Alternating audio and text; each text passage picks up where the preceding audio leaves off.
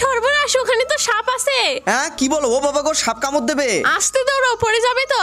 এই তো লাঠি নিয়ে আসি। এই ওখানে সাপ আছে, আগে বলবে তো। এইগুলো তাড়াতাড়ি এইদিকে চলে আয়। এই সাপ যদি ঘরের ভিতরে ঢুকে পড়ে? আরে না, ওকে ঘরের ভিতর ঢুকতে দেবো না, জাল দিয়ে পুরো জায়গাটা ঘিরে ফেলি। ওই জাল দিয়ে কিছুই হবে না। আরে দাঁড়াও না, আগে জালটা দিয়ে দেখি। ও বাবা গো, পায়ের কাছে সাপ এসেছে। তুমি ঠিকই বলেছো, ওই জাল দিয়ে কাজ হবে না, আমি এই গ্লাস দিয়ে পুরো জায়গাটাকে ঘিরে ফেলবো। হ্যাঁ, আমিও তো সেটাই বলতেছি, এই থাই গ্লাসগুলো লাগালে অনেক ভালো হবে। আমার সোনালী মাছগুলোর মনে হয় ক্ষুধা লেগেছে, আমি ওদের খাবার দেই। আরে আমার গুলুমুলু বাবুটা, এ কি, ও মনে হয় প্যাম্পাসে পায়খানা করেছে। এই ওর প্যাম্পাসটা পরিষ্কার করে দাও। পারবো না, আমি কাজ করতেছি, তুমি দাও। আচ্ছা ঠিক আছে, তোমাকে লাগবে না, বাবুর প্যাম্পাস আমি চেঞ্জ করে দিচ্ছি।